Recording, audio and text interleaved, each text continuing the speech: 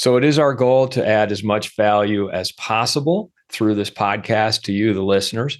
And I thought for this episode, I would kind of share my top 5 trends and predictions of things to expect or to look out for, kind of headwinds to be aware of over the next 100 episodes. So by the time we get to episode 500, I think a lot of these things will really be more prevalent and be more on people's minds. Welcome to the Rental Property Owner and Real Estate Investor Podcast, brought to you by the Rental Property Owners Association, where real estate investors have found success since 1971. I'm your host, Brian Hamrick from Hamrick Investment Group. This episode is sponsored by Green Property Management, managing everything from single-family homes to apartment complexes in the West Michigan area. Find out more at greenpropertymgt.com. And RCB Associates, helping real estate investors and small business owners navigate the complex world of health insurance and Medicare benefits at rcbassociatesllc.com. Hello, everyone, and welcome to episode 400. We have hit the episode 400 milestone, and I couldn't be more excited. For today's episode, I thought I would just spend some time talking with you about the podcast, kind of where we've been, where we are, and where we're going with it. And also share some insight and behind the curtain look at how the podcast is put together, what some of our best episodes are, and then also share some of my insight into the market that I've gleaned over the past 400 episodes. Let's start with gratitude to the RPOA and its incredible staff for helping make this possible. And gratitude to Clay Powell, who is no longer at the RPOA because he's retired, but he's the one who contacted me back in 2015 and said, hey, we're thinking of doing a podcast. Would you be interested? And everything started from there. So the podcast started in 2016. We've had over 400 episodes. We're still going strong. I also want to thank Christina Kyle, part of the RPOA staff. She has a lot more to do with putting this together and getting this out to you than people realize. And I also want to thank you, the listener, for making this show as successful as it's been. We've had over 2 million listens since we started this show. We are actually ranked, believe it or not, we are ranked in the top 1% of podcasts. And we have listeners all around the world. And then, of course, having great guests, that helps a lot too. I feel like we've been very lucky to have some really insightful and great guests and topics to talk about. And that's only going to continue. And we've done this before in past episodes, but why don't I share my screen and let's take a look at some of the numbers for this show. I'm going to go into Libsyn here, which is my hosting site. What you can see right now are the top 10 episodes since 2016. And let's just take a look. Let's see what really resonates with people. 7,000 people have listened to the episode. 210, the no risk, no money down strategy that will put 5,000 to 10,000 in your bank account. That's Jim Adelot. And I know we've talked about this before on a previous episode when I did the same thing and we looked at the stats. But one of the things that really resonates with people is when you can talk about specific numbers. Like this is a strategy that will put 5,000 to 10,000 in your bank account in 30 days using lease option strategies. So let's go back and look at our next most popular episode, which is episode 294, 5 must-know steps to renovating a multifamily apartment property with Ken Gee. Anytime you have the 5 steps or top 3 or top 10, that does seem to resonate more with listeners. People tend to gravitate to those episodes. Looking at the next one, 3 disruptive trends that will drive real estate in the coming decade with Neil Bawa. Interesting to see that. Now, Neil Bawa is one of my favorite guests. He always brings just incredible insight.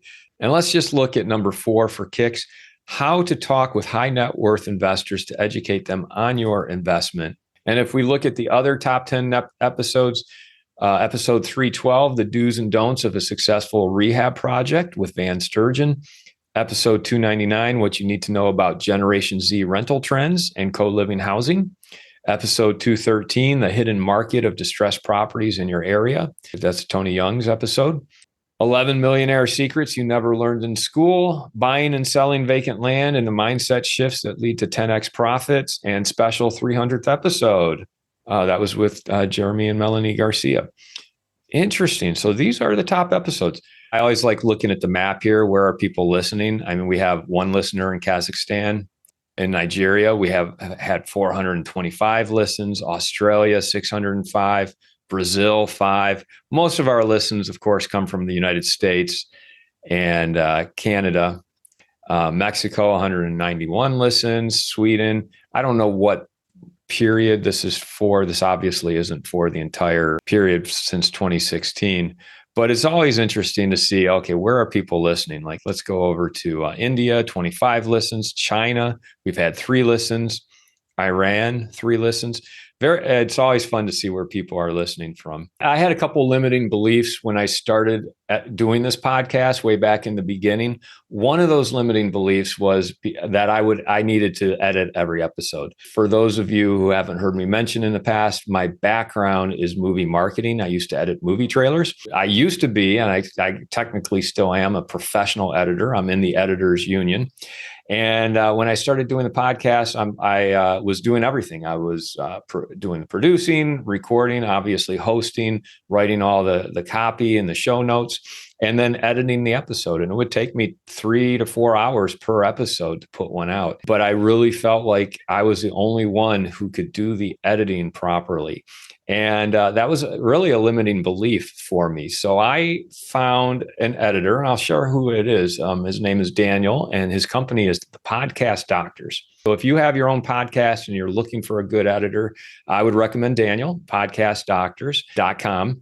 And that has freed up so much time to not be editing my own episodes. I've also found other tricks and techniques along the way to kind of condense how much time I'm putting into recording the episodes so that I can free up even more time for my business. One of those ways is, as you may have noticed, we're no longer doing 45-minute, 60-minute episodes. I try to keep my episodes under 30 minutes from now on. There's 2 reasons for that. One is it frees up more of my time. And the other reason is when you look at Google Analytics and who's listening to the show and for how long they're listening to the show, a lot of people stop listening after 30 minutes. I don't know why that's a magic number, but I figure from now on, I should keep my episodes under 30 minutes. There was another limiting belief that I've had over the past 400 episodes, which is that I should focus only on the guests. So when I'm talking with the guest, I'm always honoring what they have to say, asking questions based on what they're saying. And that's been great. However, what I will be doing going forward are Next Level Thursday episodes. So we're going to keep the Monday episodes where I have a new guest every Monday and a new topic to talk about.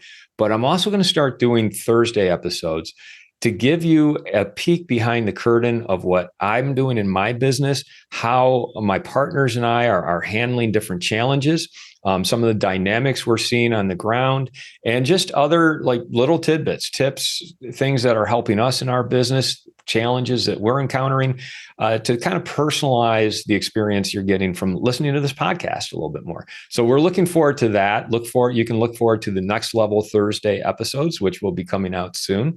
So it is our goal to add as much value as possible through this podcast to you, the listeners.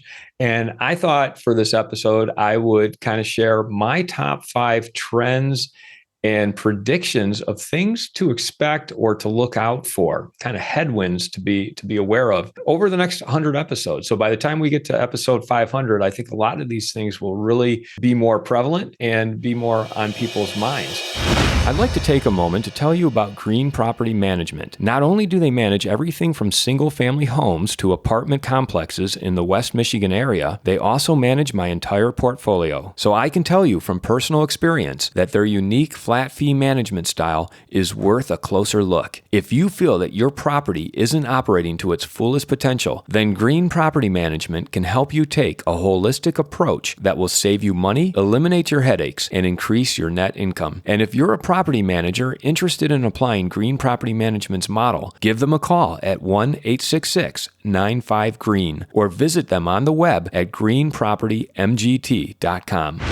If you're thinking of leaving your W-2 job and becoming a full-time real estate investor, one of the greatest costs you must consider is healthcare for you and your family. When I made this transition myself, I found the whole healthcare insurance process to be confusing and frustrating. That's why I'm glad I met Chad Creasy at RCB Associates. Chad is a professional health insurance agent who helps real estate investors and small business owners understand and choose their best healthcare options. And best of all, his services are covered by the insurance company and won't cost you a dime. If you live in Michigan and are expecting a change in your healthcare insurance coverage for any reason, or losing employer coverage or transitioning into Medicare, then you owe it to yourself to contact Chad Creasy at rcbassociatesllc.com. Number one has to do with increased costs.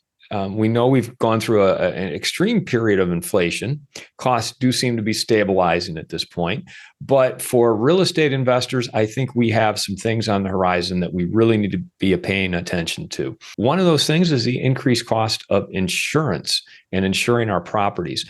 I just received a new quote for one of my existing properties. It's gone up $20,000. It was $7,000. Now it's $26,000.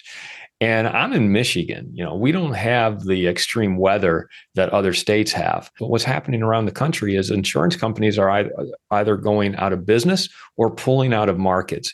And that is decreasing competition and increasing costs. So that's something to be aware of, is insurance costs. Something else to be aware of that's increasing costs are just municipal and city regulations and inspection programs. Here in Grand Rapids, we have a new lead inspection program that is on the horizon. And as investors, we don't know what that really looks like as far as what it's going to cost and the disruption it's going to cause to our residents. That is something that the RPOA is very much out in front of and part of the conversation. And we'll be keeping you apprised of that on this show as well. But look for that. Look for government policy that can affect you as a real estate investor, either adversely or in a positive way. I do think government can loosen zoning restrictions to create more density, allow for accessory dwelling units, decrease parking minimums so that we can build and provide more housing without having to jump through as many hoops. Number two prediction or trend to look out for is just going to be the increase in demand for rental housing. Owning a house is becoming a lot more difficult due to higher interest rates, lack of new product, new supply. With the high interest rates we're experiencing now, we will probably see in many markets a drop off in new starts on multifamily development. Now, in some markets that are overbuilt already, that's not going to be as much of a problem. But in other markets like Grand Rapids, where we are not even keeping up with demand, that's going to be a problem. I'm seeing on the ground a lot of developers across the country hitting the pause button on starting new developments. And that is because of the higher interest rates and the difficulty in finding suitable construction loans that help make a project pencil out. So watch for that lack of new construction that is happening now and probably over the next year and a half is really going to take effect in 2026, 2027, when these units that would have otherwise built don't come online. That in return is going to drive up more demand and also make rental housing less affordable to many people. Higher demand is going to mean higher rents. Trend number three has to do with interest rates. I think the consensus is that there's a good chance interest rates might rise one or two more times this year in 2023, plateau or stabilize and start coming back down by this time next year. This period of high interest rates should subside. One of the prevailing thoughts, and I'm hearing this from a lot of investors, is survive until 25. And what that means is hang in there. It will get better. I think it's going to get a little worse before it gets better, but it will get better. Interest rates will come back down, not to where they were, but to a reasonable interest rate that will help banks feel comfortable start lending again and developers start building again. Along with that prediction, number four is that those who do survive until 25 will do just fine because the demand for housing, the demand for rental housing is not going away. It's only going to get more prevalent in this society because we just are not building enough housing. And frankly, when it comes to developing new housing, we're dealing with a lot of headwinds, labor shortages, increased cost of materials, city inspectors, and zoning restrictions that make the entitlement process and the development process a lot more time consuming and expensive. This is a kind of a headwind or prediction, and it has to do with climate change. I mean, if you look in the news, you see extreme weather affecting many communities across the United States, across the world. My strong belief is that this is going to have just an unprecedented effect on where people choose to live and where they choose to do business. And I think a lot of the markets that people are investing in right now, those investors really need to pay attention to how much water is left. I mean, in Phoenix, I know that there are areas where they're not even allowing new construction because they don't feel they have the water to support that new construction. The droughts, the lack of water, the extreme weather, the heat, what is that going to do to the population? Are they going to stay there, or are they going to find that they need to migrate to somewhere else in the United States? I do believe Michigan is a climate haven. But we have also experienced the smoke from the Canadian fires this summer. So you really got to pay attention. Where are you investing, and what is extreme weather doing to your investment? It's certainly driving up insurance rates in many places. I know I said 5, but I'm going to give you 6 trends or predictions. Number 6 is just investing in real estate is still and always going to be the best way to achieve financial independence and take control of your financial destiny. If you do it right, if you get mentorship, coaching, listen to podcasts like this, join mastermind groups, learn from people who are doing it and finding success, you too can be successful in real estate investing. And I'll end with a final plug for the Rental Property Owners Association. It is the group here in West Michigan and throughout Michigan to join, to get the training, get the best practices, to be an effective and successful real estate investor, rental property owner. And also, the Rental Property Owners Association is advocating on your behalf at the state level, at the municipal level, to help hold back some of these policies that are out there that can really affect cost of owning rental housing and also being a renter. rpoaonline.org. But anyway, I want to thank all the listeners and watchers of this show for being such a great audience. I love hearing from you. Hopefully you've gotten a lot of great value from it. And we intend to increase that value that you get from this show. If you like us, give us a review and a rating on whatever podcast app you're listening to us on. We would appreciate that. Thank you very much, and we'll look forward to seeing you on the next episode. I want to thank everybody for listening to this episode. I'm your host, Brian Hamrick from Hamrick Investment Group, and you can find out more about me by going to higinvestor.com. That's higinvestor.com. And you can also ask questions and join us on Facebook by going to RPOA, Rental Property Owner and Real Estate Investor Podcast. This episode was sponsored by Green Property Management, managing everything from single-family homes to apartment complexes in the West Michigan area. Find out more at greenpropertymgt.com. And RCB Associates, helping real estate investors and small business owners navigate the complex world of health insurance and Medicare benefits at rcbassociatesllc.com. You've been listening to the Rental Property Owner and Real Estate Investor Podcast, brought to you by the Rental Property Owner Association. You can find out more at rpoaonline.org. If you enjoyed this podcast, please go to iTunes to subscribe, rate, and review.